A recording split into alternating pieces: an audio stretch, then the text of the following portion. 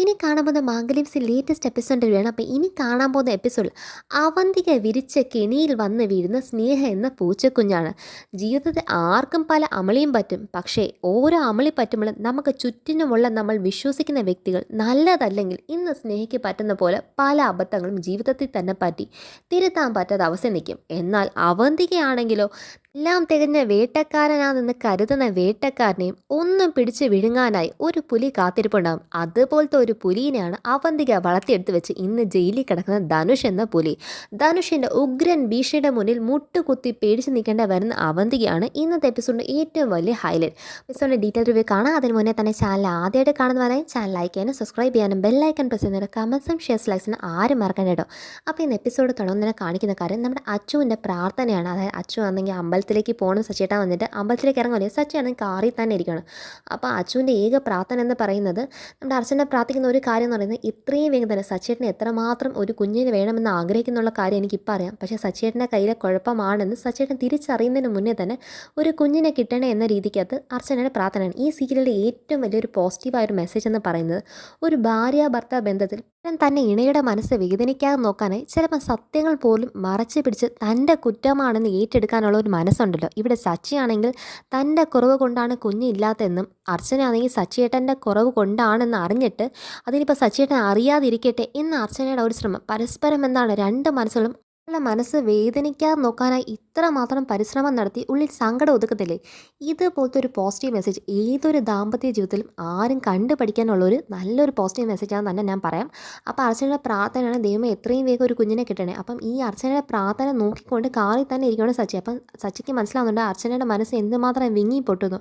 അപ്പം സച്ചി എന്ത് ചെയ്യുന്നില്ല, അങ്ങനെ തന്നെ കാറിൽ ഇരിക്കുക നേരെ അമ്പലത്തിന് അങ്ങോട്ടേക്ക് ഇറങ്ങി വന്നിട്ട് അർച്ചന താൻ എന്തോ പ്രാർത്ഥിച്ചെന്ന് എനിക്കറിയാം, താൻ സങ്കടപ്പെടേണ്ടോളൂ, പിന്നെ വേണമെന്നല്ലേ താൻ ഇത്രയും നേരം ഇവിടെ നിന്ന് പ്രാർത്ഥിച്ചത്, എത്രയും വേഗം നമുക്കൊരു കുഞ്ഞ് എത്രയും വേഗം തന്നെ കാണും അർച്ചന, അതൊന്നും താൻ വിഷമിക്കേണ്ടെന്ന് സച്ചി പറയുക. അപ്പം സച്ചിയുടെ നോക്കിയിട്ട് അർച്ചന പറയുന്നുണ്ട് വേണം സച്ചിയേട്ടാ, നമുക്ക് എത്രയും വേഗം തന്നെ നമുക്ക് രണ്ടുപേർക്കിടയിൽ ഒരു കുഞ്ഞ് വേണം സച്ചിയേട്ടാ എന്ന് പറയുമ്പം സച്ചി പറയും ഇപ്പം നമുക്ക് താലോലിക്കാനും കൊഞ്ചിക്കാനൊക്കെ നമുക്ക് അവിടെ ഒരു മോളുണ്ടല്ലോ, നമുക്ക് അവളെ കൊഞ്ചിക്കാം. അങ്ങനെ കൊഞ്ചിച്ചിരിക്കുമ്പോഴേ നമുക്കെന്ന് ഒരു കുഞ്ഞ് നമ്മുടെ സ്വന്തമായിട്ട് തന്നെ വരും. അപ്പോഴത്തേക്കും തന്നെ ഈ വിഷമമൊക്കെ മാറും അർച്ചന പറയുമ്പം അർച്ചന പറയുന്നുണ്ട് ഇനി വേണം സച്ചിയേട്ടാ, നമുക്ക് രണ്ടുപേർക്കിടയിൽ നമ്മുടെ എന്ന് മാത്രം പറയാൻ എക്കാലം നമ്മുടെ മാത്രമായിട്ട് കൊണ്ടു നടക്കാൻ നമുക്കൊരു കുഞ്ഞ് വേണമെന്ന് അർച്ചന പറയുന്നുണ്ട്. അർച്ചനയുടെ ആ ഒരു സംസാരം കേട്ട് സച്ചിക്ക് മനസ്സിൽ ചെറിയൊരു സങ്കടമുണ്ട്. എന്നാൽ ആ സങ്കടമൊക്കെ മറച്ച് പിടിച്ച് അർച്ചന മുന്നേ എന്താണ് ഭയങ്കര പോസിറ്റീവായിട്ട് നമുക്ക് എത്രയും വേഗം കുഞ്ഞ് വേണം അർച്ചന, നമുക്ക് എന്താണ് അതൊക്കെ ശരിയാവും തന്നെ സച്ചി അങ്ങ് പറയുന്നതാണ് കാണിക്കുന്നത്.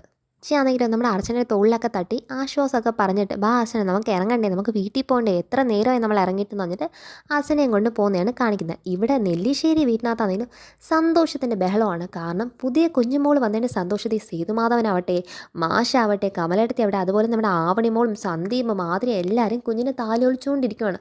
അപ്പോൾ എന്താണ് മാഷിൻ്റെ അടുത്ത് പറയുന്നുണ്ട് ഇത്രയും നേരമായി ഇനിയിപ്പോൾ അവർ വരുന്നവരെ കാത്തിരിക്കണോ എന്നൊക്കെ മാഷ് ചോദിക്കുമ്പോഴത്തേക്കും നേരെ സന്ദീപ് എന്താണ് അർച്ചനേനെയും സച്ചിനെയും ഫോണിൽ കെട്ടുന്നതുകൊണ്ട് നോക്കുമ്പം അവർ രണ്ടുപേരും ഫോണുകളില്ല. സന്ദീപ് വന്ന് പറയുന്നുണ്ട് ചിലപ്പോൾ ഏട്ടത്തി ഇങ്ങോട്ട് വന്നുകൊണ്ടിരിക്കുന്നുണ്ടായിരിക്കും, അതുകൊണ്ടായിരിക്കും ഫോൺ എടുക്കാത്ത. അപ്പം കുറച്ച് നേരം കൂടെ വെയിറ്റ് ചെയ്യാന്ന് പറയുമ്പോഴത്തേക്കും മാഷ് പറയുന്നുണ്ട് ഇനിയിപ്പോൾ പോയി കഴിഞ്ഞാൽ സന്ധ്യ ആയി പോത്തില്ല എന്നൊക്കെ മാഷ് പറയുമ്പം മാഷ് സാരമില്ല എന്ന് പറഞ്ഞാൽ നമ്മുടെ സേതുമാധവൻ എന്താണ് വെയിറ്റ് ചെയ്യാൻ തന്നെയാണ് റെക്കമെൻഡ് ചെയ്യുന്നത്. അപ്പോഴത്തേക്കും സച്ചി അർച്ചനയും വന്നു കഴിഞ്ഞു.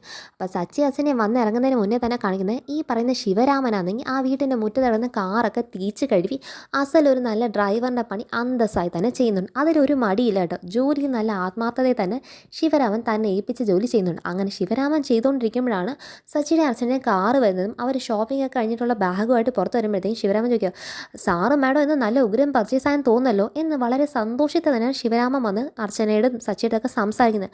ആ സംസാരിക്കുന്ന ശിവരാമൻ്റെ മനസ്സിൽ ഒരു ദേഷ്യമോ ഒരു കള്ളത്തരോ ഒന്നുമേ ഇല്ല. സാധാരണ ഒരു മനുഷ്യൻ എന്ന രീതിയിൽ സംസാരിക്കുന്ന മാത്രമല്ല, അതായത് ജീവിതത്തിൽ തെറ്റ് ചെയ്തതിൻ്റെ ഒരു തിരുത്തം എന്ന രീതിയിൽ സംസാരിക്കുന്നത്.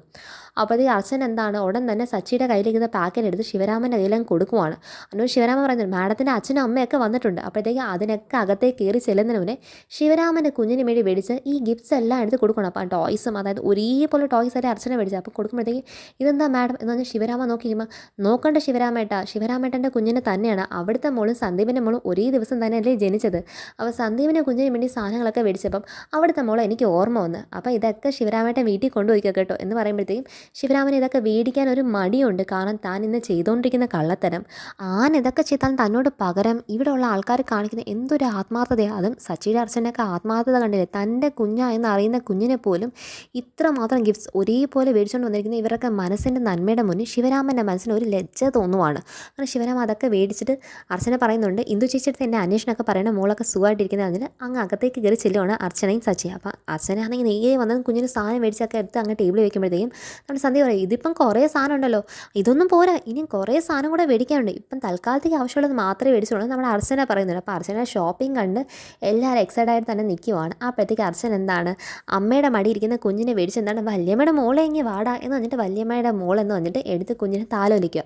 അപ്പോഴത്തേക്ക് എന്താണ് എല്ലാവരും അർച്ചനയുടെ ആ ഒരു താലോലിക്കുന്നത് തന്നെ നോക്കിയോ. ഈ സമയത്ത് ഈ ശിവരാമൻ ഈ ഗിഫ്റ്റൊക്കെ കൊടുത്ത് കണ്ട് നിവിച്ച് ചൊറിഞ്ഞ് നിൽക്കുന്ന അവന്തികയുണ്ട്.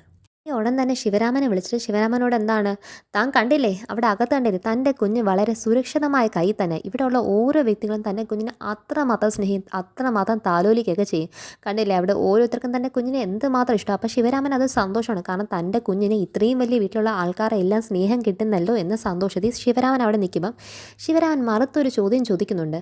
അത് പിന്നെ മാഡം ഇതൊക്കെ എങ്ങനെയാണെങ്കിലും നമ്മൾ എന്തെങ്കിലും ഒരിക്കൽ ഈ സത്യങ്ങളൊക്കെ ഇവിടെ തുറന്ന് പറയണ്ടേ, അന്നേരം എന്ത് സംഭവിക്കും എന്ന് ശിവരാമൻ പ്രാക്ടിക്കലായ ഒരു ചോദ്യം ചോദിക്കുമ്പോൾ അവന്തിക പറയുന്നുണ്ട്, അത് എന്നോ നടക്കാനുള്ള കാര്യമല്ല ശിവരാമ, അത് തന്നെ ഇപ്പം ആലോചിച്ച് എന്തിനാ നീ സമയം കളയുന്നതെന്ന് പറഞ്ഞിട്ട് താൻ അതങ്ങ് വിട്ടുകളാം, എന്നോ നടക്കേണ്ട കാര്യം നമുക്ക് അന്ന് അവിടെ വെച്ച് കാണാൻ ശിവരാമനങ്ങ് അവിടെ ഒതുക്കുവാണ്. ഇനി ശിവരാമൻ ഇവളുടെ കഴുത്തിൽ തൂങ്ങുന്ന വലിയൊരു സർപ്പമാകാതിരുന്നാൽ ഇവക്ക് തന്നെ വലിയ ഭാഗ്യം എന്ന് പറയാം. മറ്റൊരു കാര്യം, ഇപ്പം അവൾ കുറേ ഗിഫ്റ്റും ടോയ്സൊക്കെ തൻ്റെ കുഞ്ഞിനെന്ന് പറഞ്ഞ് തന്നല്ലോ, ആ കുഞ്ഞിന് ഇതൊന്നും ആവശ്യമില്ല. താൻ വീട്ടിലേക്ക് പോകുന്ന വഴി കാണുന്ന വല്ല തോട്ടിലോ കാട്ടിലോ എങ്ങോട്ടെങ്കിലും ഇതൊക്കെ വലിച്ചെറിഞ്ഞാൽ താൻ പിന്നെ അവിടുത്തെ സന്ദീപിൻ്റെ കുഞ്ഞല്ലേ, അതിന് താൻ വല്ല ഓല പീപ്പിയോ അല്ലെങ്കിൽ വല്ല പ്ലാസ്റ്റിക്കിൻ്റെ വല്ല കളിപ്പാട്ടമൊക്കെ താൻ തൻ്റെ ഭാര്യയും തന്നെ ഉണ്ടാക്കി കൊടുത്താൽ മതി, അതിൻ്റെയൊക്കെ ആവശ്യമേ ആ കുഞ്ഞിനുള്ളൂ. അപ്പോൾ ഇതൊക്കെ ഇട്ട് ഈ ശിവരാമൻ്റെ മുഖത്താണെങ്കിൽ ഒരു എന്തെന്ന് മനസ്സിലാക്കാൻ പറ്റുന്ന ഒരു മ്ലാനതയാണ്. അപ്പോൾ ഇത് കാണുമ്പോഴത്തേ അവധി ചോദിക്കും, തൻ്റെ മുഖത്ത് എന്താണോ ഇതൊക്കെ പറഞ്ഞിട്ടും ഈ സിറ്റുവേഷൻ സംബന്ധമേ ഇല്ലാത്തൊരു എക്സ്പ്രഷൻ, അത് മാഡം പിന്നെ അല്ല പിന്നെ താൻ കൂടുതലൊന്നും ആലോചിക്കേണ്ട, തൻ്റെ മോൾ ഇവിടെ സുഖമായിട്ട് ജീവിക്കുന്നേ, വളരെ സുരക്ഷിതമായി കൈ ജീവിക്കുന്നേ, താൻ തൻ്റെ മോളുടെ കാര്യം മാത്രം ആലോചിച്ചാൽ മതി, അങ്ങോട്ടേക്ക് എന്താ കൊടുക്കണം വേണ്ടെന്നുള്ളതൊക്കെ ഞാനിവിടെ തീരുമാനിക്കുന്ന. അവധിയുടെ ദുഷ്ടത്തരം പറയുമ്പം അത് ശിവരാമന് പോലും ഉൾക്കൊള്ളാൻ പറ്റാത്ത രീതിയിൽ ശിവരാമൻ കേൾക്കുന്നതാണ് ഈ കാണിക്കുന്നത്. ആണെങ്കിൽ എന്താണ് നമ്മുടെ അർച്ചന കുഞ്ഞിനെ കൊഞ്ചിച്ചുകൊണ്ടിരിക്കുമ്പോഴത്തേക്കും ആവണി മോളാണെങ്കിൽ എന്തായാലും നോക്കിക്കൊണ്ടിരിക്കുകയാണ്. അപ്പോഴത്തേക്കും നമ്മുടെ ആതിര പറയുന്നുണ്ട്, ചേച്ചിയുടെ കൈ തന്നെ സർവ്വനേരം, ഞാൻ പ്രസവിച്ചെന്ന് മാത്രമേ ഉള്ളൂ, എപ്പോഴും നോക്കുന്ന കാര്യമൊക്കെ ചേച്ചി തന്നെ. അപ്പോഴത്തേക്കും ആവണി മോൾ പറയുന്നുണ്ട്, അതിനെന്താ, ഇനിയിപ്പോൾ അർച്ചന ആൻറ്റിക്ക് ഒരു കുഞ്ഞ് വരുമ്പോഴത്തേക്കും ആ കുഞ്ഞിന് എന്താണ് ആതിര ആൻറ്റി തന്നെ കൈ കൊണ്ടുവന്നാൽ മതി, ആതിര ആൻറ്റി ആ കുഞ്ഞിന് അർച്ചന ആൻറ്റിയുടെ കൈ കൊടുക്കുകയേ വേണ്ട എന്ന് പറയുമ്പോഴത്തേക്കും സച്ചിയുടെ മുഖങ്ങ് വാടുവാണ്. ഇത് കേട്ട് കമലടുത്തേക്ക് മാഷിനൊക്കെ എന്താണ് മുഖങ്ങ് വാടിയൊരു സങ്കടം വരുവാണ്. അർച്ചനയ്ക്ക് എന്താണ് അതൊരു എനിക്കൊരു കുഞ്ഞ് ജനിക്കുമ്പം എന്ന് പറഞ്ഞ് കേട്ടതിൻ്റെ ഒരു സന്തോഷമുണ്ട് എന്നെന്ന ഒരു ദുഃഖവും അർച്ചനയുടെ മനസ്സിലേക്ക് അപ്പം തന്നെ കയറി വരുന്നുണ്ട്. അർച്ചന അതൊന്നും നോക്കാതെ കുഞ്ഞ് അപ്പോഴത്തേക്കും കരയുന്നുണ്ട്. ചിലപ്പോൾ ഉറങ്ങാനൊക്കെ പിന്നെ ഇവൾ പോയി ഉറക്കട്ടെ എന്നിട്ട് അർച്ചന കുഞ്ഞിനെ കൊണ്ടുപോകാൻ നിൽക്കുമ്പോഴത്തേക്കും മാഷ് പറയുന്നുണ്ട്, എന്നാൽ പിന്നെ ഞങ്ങൾ ഇറങ്ങുമോ, കാരണം ഒന്നാമത്തെ കാര്യം എന്ന് പറഞ്ഞാൽ സച്ചിയുടെ ഒരു മനസ്സിൻ്റെ വിഷമം കണ്ടിട്ട് അങ്ങ് ഇറങ്ങട്ടെ എന്ന രീതിക്കാർ നിൽക്കുമ്പോഴത്തേക്കും അവണി മോൾ പറയുന്നുണ്ട്, കുഞ്ഞിനൊന്ന് താത്ത എന്നെ ഒരു ഉമ്മ കൊടുക്കട്ടെ എന്നിട്ട് ഉമ്മയെ കൊടുക്കുമ്പോഴത്തേക്കും കുഞ്ഞിനെ എന്താണ് കുറച്ചും കൂടെ കരച്ചില്ല. അപ്പോഴത്തേക്കും അർച്ചന കുഞ്ഞിനെ ഉറക്കാനായിട്ട് കൊണ്ടുപോകാൻ നിൽക്കുന്നതിന് മുന്നേ തന്നെ അമലായിട്ട് എന്താണ് നമ്മുടെ സച്ചിയോട് ചോദിക്കുന്നുണ്ട്, മോനെ സന്ധ്യയെ കാണുന്ന കാര്യം എന്തായി, നിങ്ങൾ രണ്ടുപേരും പോയി കാണുന്നില്ലേ. അപ്പം സച്ചി പറയുന്നുണ്ട്, നാളെ തന്നെ അമ്മയെ കാണാൻ പോകുന്ന പറയുമ്പോൾ മാഷിനും കമലടുത്തേക്ക് ഒരു ആശ്വാസം. അതുപോലെ തന്നെ എന്താണ് സേതുമാധവനും എന്തായാലും അവരും ആ ഒരു തീരുമാനത്തിലേക്കാണല്ലോ എന്നൊരു സന്തോഷത്തിൽ നിൽക്കുന്നതാണ് കാണിക്കുന്നത്. അപ്പോഴത്തേക്കും പിന്നെ കാണിക്കുന്നത് മാഷിന് അവിടെ നിന്ന് ഇറങ്ങാനുള്ള മടി. അപ്പോൾ അത് കണ്ടിട്ട് സേതുമാധവൻ പറയുമോ, അങ്ങനെ അതെങ്കിൽ മാഷ് ഇവിടെ തന്നെ താമസിച്ചാൽ പോരെ എന്ന് പറയുമ്പോഴത്തേക്കും കമലടുത്ത് പറയുന്നുണ്ട്, ആ ഗേറ്റ് വിട്ട് ഇറങ്ങി കഴിഞ്ഞാൽ ഭയങ്കര സങ്കടം, അതുകൊണ്ടല്ലേ ഇവിടെ 1-2 ദിവസമൊക്കെ ഇത്രയും നേരം വന്നിട്ട് പോകുന്നത് തന്നെ, കുഞ്ഞിനെ പിരിഞ്ഞിരിക്കുന്നത് പറയുന്നത് ഭയങ്കര സങ്കടം, ഈ ഗേറ്റ് വിട്ട് ഇറങ്ങിയാൽ തന്നെ മാഷിന് പരാതിയും സങ്കടം മാത്രമേ ഉള്ളൂ എന്നൊക്കെ കമലടുത്ത് പറയുമ്പം സേതുമാധവൻ പറയുന്നുണ്ട്, എന്നാൽ പിന്നെ നിങ്ങൾക്ക് എല്ലാവർക്കും ഇവിടെ താമസിച്ചാൽ പോലെ, അപ്പം പിന്നെ കുഞ്ഞിന് മിസ്സാകത്തില്ലല്ലോ എന്നൊക്കെ പറയുമ്പോഴത്തേക്കും ഈ എന്താണ്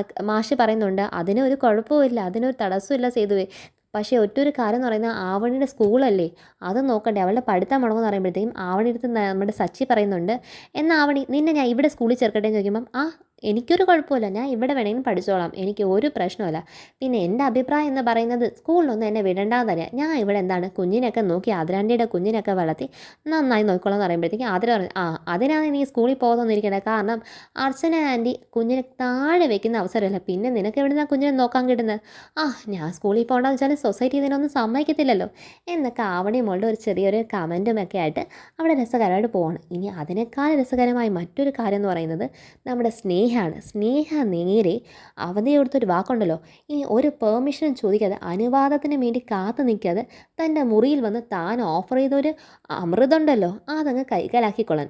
കുറേ നേരം റൂമിൽ ഇരുന്ന് ധനുഷിനെക്കുറിച്ചൊക്കെ ആലോചിച്ച് മനസ്സ് മടുത്തപ്പോഴത്തേക്കും ഇനി പിടിച്ചു നിൽക്കാൻ പറ്റത്തില്ല എന്ന അവസ്ഥ ആയപ്പോഴത്തേക്കും അവന്തിക്ക് ഓഫർ ചെയ്ത ആ ഒരു കാര്യം അതെന്താണെന്ന് നിങ്ങൾക്ക് എല്ലാവർക്കും അറിയാലോ. ആ ഒരു കുപ്പിയെ തന്നെയാണ് നമ്മുടെ ഈ സ്നേഹം ആശ്രയിക്കുന്നത്. ഇത് ജീവിതത്തിൽ പല വ്യക്തികൾക്കും സംഭവിക്കുന്ന ഒരു വലിയ ലോക മണ്ടത്തരമാണ്. ജീവിതത്തിൻ്റെ തോൽവിക്കാണ് നിങ്ങൾ തുടക്കമിടുന്നതെന്ന് അറിയാതെ ചെയ്യുന്ന ഒരു കാര്യമാണ്.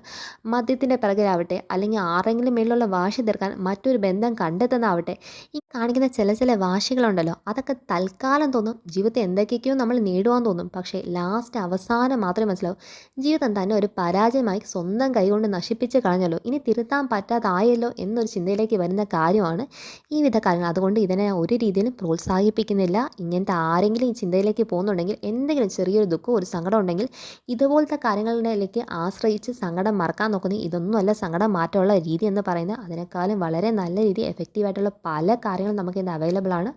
അങ്ങനത്തെ നല്ല മാർഗ്ഗങ്ങൾ മാത്രം ചൂസ് ചെയ്യുക. ഇവൾ വന്ന് ഈ റൂമിനകത്തുനിന്ന് ഇത് എടുക്കുന്ന കണ്ടിട്ട് അവന്തികയുടെ ഒരു മനസ്സിന് ത്രില്ലും സന്തോഷം കാണാം. എന്തായാലും ഇവിടെ നശിക്കാനുള്ള കാര്യത്തിന് ഉറപ്പായിട്ട് ഇത് എടുത്തെന്ന് കണ്ട് തന്നെ ആനന്ദിച്ച് നിൽക്കുന്ന അവന്തികയാണ്. അവന്തിക ഒരു കർട്ടൻ്റെ മറവി മറിഞ്ഞെന്നാണ് ഇതൊക്കെ നോക്കുന്നത്. അപ്പോൾ സ്നേഹ വന്ന് ആ കുപ്പി അന്തസ്സായി എടുത്തിട്ട് റൂമിൽ കൊണ്ടുവന്ന് കുപ്പിയിൽ നിന്ന് നന്നായിട്ട് ഒഴിച്ച് അതിൽ നിന്ന് വെള്ളം പോലും മിക്സ് ചെയ്ത് ഒറ്റ സിപ്പിനങ്ങ് എന്താണ് കുടിക്കുമ്പോഴും ഓർമ്മയിൽ വരുന്ന കാര്യം എന്ന് പറയുന്നത് ധനുഷുമായിട്ടുണ്ടായിരുന്ന ആ ഒരു ഫോട്ടോഷൂട്ടും കാര്യങ്ങളും, ധനുഷ് എന്താണ് റൂമിൽ ഒരുമിച്ചിരുന്നത്, കെട്ടിപ്പിടിച്ചത് കാര്യങ്ങൾ, അങ്ങനെ സർവ്വത്ര കാര്യങ്ങളും ഇങ്ങനെ വേണ്ടെന്നും വേണ്ടാത്ത കാര്യങ്ങളുടെ ഓർമ്മകളെല്ലാമായിട്ട് ഇവിടെ സ്നേഹ ചിന്തിക്കുന്നതാണ് കാണിക്കുന്നത്. പിന്നെ കാണിക്കുന്നത് അതിനേക്കാളും ബഹിരസം. കാരണം അവനിക്ക് ഇത്രയും നേരം ചിന്തിച്ചത് താൻ ജയിച്ചു, കാരണം ഇവിടുത്തെ സ്നേഹ പരാജയപ്പെട്ടു, അതോടെ താൻ ജയിച്ചെന്ന് വിചാരിച്ചെങ്കിൽ സ്നേഹയുടെ ലൈഫ് കുളം തോണ്ടെങ്കിൽ തൻ്റെ ലൈഫ് കുളം തോണ്ടാൻ മുന്നേ തന്നെ വെച്ച് കൊടുത്തുള്ള കാര്യം അവന്തിക്ക് അറിയുന്നില്ല. കാരണം അവന്തിക്ക് ഒരു കോൾ വരുവാണ്. കോൾ മറ്റാരുമല്ല, ധനുഷിൻ്റെ കോളാണ്. വേറെയും ഡൗട്ട് എന്ന് പറയുന്നത് ജയിലിൽ കിടക്കുന്ന ധനുഷ് എങ്ങനെ ഫോൺ സംസാരിച്ചെന്നല്ലേ. അപ്പോൾ ആ ജയിലിൽ തന്നെ ഒരു വ്യക്തിനെ എന്താണ് ഒരു പോലീസ് ഓഫീസറിനെ എന്താണ് ശിങ്കടി അടിച്ച് വെച്ച് അയാൾ എന്താണ് ഈ ഫോൺ കൊണ്ടുവന്ന് കൊടുക്കുക. അപ്പം ഈ ഫോൺ എന്ന് പറയുന്ന ഈ നമ്പർ അവന്തിക്ക് പരിചയമില്ലാത്ത നമ്പർ. അപ്പോൾ അൺനോൺ നമ്പറിൽ നിന്ന് കോൾ വരുമ്പോഴത്തേക്കും അവന്തിക്ക് അങ്ങ് ഫോൺ ധൈര്യത്തിൽ അങ്ങ് എടുക്കുകയാണ്. അപ്പോഴത്തേക്കും പറയാം, ഹലോ എൻ്റെ പേര് ധനുഷ് എന്ന് പറയും, എന്നെ അറിയാവോ എന്ന രീതി ചോദിക്കുമ്പോഴത്തേക്കും തന്നെ ഭയങ്കര കട്ട കലിപ്പിനകത്താണ് ധനുഷിൻ്റെ കോൾ എന്ന് പറയുന്നത്. അപ്പോൾ അവധിക്ക് പേടിച്ച് വെച്ചിട്ട് ഞാൻ നിന്നെ അങ്ങോട്ടേക്ക് വന്ന് കാണാൻ വേണ്ടിയിരിക്കുമെന്ന്. എന്നിട്ട് എന്ത് പറ്റി, നിനക്ക് വന്ന് കാണാൻ വേണ്ടി സമയമില്ലേ, നീ ഇവിടുന്ന് എന്ത് പറഞ്ഞിട്ടാണ് ഇറങ്ങിയത്, നീ ഇവിടുന്ന് പറഞ്ഞത് എന്നെ ജാമ്യത്തിൽ എടുക്കാൻ പോകുന്നത്, എന്നിട്ട് ഇതുവരെ നിന്നെ അതിന് വേണ്ടി ഒന്നും ചെയ്തിട്ടില്ല എന്ന് പറയുമ്പോഴത്തേക്ക് അല്ല ജാമ്യത്തിൽ എടുക്കാനുള്ള കാര്യങ്ങളൊക്കെ ഞാൻ ചെയ്തു ധനുഷ് എന്ന് പറഞ്ഞിട്ട് അവധിയുടെ പ്ലേറ്റ് മറിക്കണം. അപ്പോഴത്തേക്ക് പറയും, നീ എന്നെ ജാമ്യത്തിൽ ഇറക്കാൻ വേണ്ടി ഒരു ചുക്കും ചെയ്തിട്ടില്ല എന്നുള്ള കാര്യം എനിക്കറിയാം. അവധിക്ക് നീ ഒരു കാര്യം ആലോചിച്ചോണം, നിനക്ക് വേണ്ടി മാത്രമാണ് ഞാൻ നെല്ലിശ്ശേരി വീട്ടിലേക്ക് വന്നത്. എന്നെ അവസാനം ചതിച്ചിട്ട് പോവാനാണ് നീ ഉദ്ദേശിക്കുന്നെങ്കിൽ അവന്തിക്ക് ഒരു കാര്യം മനസ്സിലാകും, ഇവിടെ ആണുങ്ങൾക്ക് വേണ്ടി മാത്രമല്ല ജയിലുള്ളൂ, പെണ്ണുങ്ങൾക്ക് ഒരു ജയിലുണ്ട്. അതിലേക്ക് നിന്നെ പറഞ്ഞിടാൻ എനിക്ക് കൂടുതൽ നേരമൊന്നും വേണ്ടടി. ഈ ഫോൺ കോൾ സംസാരിച്ചുകൊണ്ടിരിക്കുമ്പോൾ അവന്തിക്ക് തിരിച്ചൊരു അക്ഷരം പറയല്ല. ഈ സമയത്ത് ധനുഷിൻ്റെ വോയിസ് ഞാൻ ഭയങ്കര ഹൈ പിച്ച് സംസാരിക്കുകയാണ് ദേഷ്യത്തിനകത്ത്. ഈ സമയത്ത് അതേ റൂമിലേക്ക് എൻട്രി ആവുകയാണ് ഈ നന്ദൻ എന്ന് പറയുന്ന മണ്ടൽ. അപ്പം നന്ദനാണെങ്കിൽ ഡ്രോയറിനകത്ത് എന്തോ ഒരു കാര്യം എന്താണ് തിരയുവാണ്, എന്തോ സെർച്ച് ചെയ്യുന്നതിൻ്റെ ഇടയ്ക്കകത്താണ് അവന്തിക്കയുടെ ഈ കോളും ഈ കാര്യങ്ങളൊക്കെ നന്ദൻ ശ്രദ്ധിക്കുന്നുണ്ട്. അവന്തിക്ക് ആ ഫോൺ കോളിനകത്ത് ധനുഷിനെ ഓപ്പോസിറ്റ് എന്നുള്ള ഭാഗത്തിൻ്റെ ആ ഒരു വോയിസ് അത്രയും മാത്രം റേസ് ആകുമ്പോഴത്തേക്ക് അവന്തിക മെല്ലെ അവിടെ നിന്ന് അങ്ങ് മാറുവാണ് നന്ദൻ്റെ പ്രസൻസ് ചെയ്ത്. പക്ഷെ നന്ദൻ എന്താണ് അവന്തിക പോകുന്നതിൻ്റെ പിറകെ തന്നെ നോക്കുന്നുമുണ്ട്. ജാമ്യത്തി എടുക്കാമെന്ന് പറഞ്ഞിട്ട് പോയി നിന്നെ ഇങ്ങോട്ടേക്ക് ഞാൻ കണ്ടിട്ട് പോലില്ല. എനിക്ക് എങ്ങാണ് നീ എന്നെ എത്രയും വേഗം ഇവിടുന്ന് ജാമ്യത്തി എടുത്തേ പറ്റത്തുള്ളൂ അവന്തിക്ക്, അല്ലെങ്കിൽ എൻ്റെ ഈ ദേഷ്യം തീരുന്നതിന് മുമ്പേ എനിക്ക് അർച്ചനയുടെ മുന്നിൽ പ്രതികാരം വീട്ടിയേ പറ്റത്തുള്ളൂ. നീ നിനക്ക് വേണ്ടിയിട്ടാണ് ഞാൻ എല്ലാ കാര്യം ചെയ്തത്, എന്നിട്ട് എന്നെ ഇവിടെ നീ ഇടാനാണ് ഉദ്ദേശിക്കുന്നെങ്കിൽ അവന്തിക്ക് നീ ഉദ്ദേശിക്കുന്ന പണി അതല്ല നിനക്ക് കിട്ടുന്നത്. ആണുങ്ങൾക്ക് വേണ്ടിയിട്ട് ഇവിടെ സെൻട്രൽ ജയിലുണ്ടെങ്കിൽ അവിടെ പെണ്ണുങ്ങൾക്ക് വേണ്ടി ഉണ്ടടി, അതിലേക്ക് തന്നെ നിനക്ക് പോകേണ്ടി വരും. നാളെ മര്യാദയ്ക്ക് നീ എന്നെ ഇവിടെ വന്ന് കണ്ടോണം. ഇനി 14 ദിവസം എൻ്റെ റിമാൻഡ് തരാൻ ഇനി ഇത്ര ദിവസങ്ങൾ മാത്രമേ ബാക്കിയുള്ളൂ. അതിനകം വെച്ച് എനിക്ക് ജാമ്യം എടുക്കാതെ ഇരിക്കുവാണെങ്കിൽ എന്നെ നേരെ കോടതി ശിക്ഷിച്ച് ജയിലിലേക്ക് അയച്ചാൽ നിന്നെ ഞാൻ അതോടെ തീർത്ത് കളയും. നിന്നെ എല്ലാ രീതിയിലും കൊടുക്കാൻ പോകുന്ന ഞാനായിരിക്കും. പിന്നെ നമ്മൾ തമ്മിൽ ഇങ്ങനെ ആവത്തില്ല ബന്ധം, നിൻ്റെ ഏറ്റവും വലിയ ശത്രു തന്നെ ഞാൻ തന്നെ ആയിരിക്കുമെന്ന് പറയുമ്പോൾ അവന്തിക്ക് ഈ ഫോൺ കോളൊക്കെ കേട്ട് പിടിച്ചിരിക്കുന്നത്.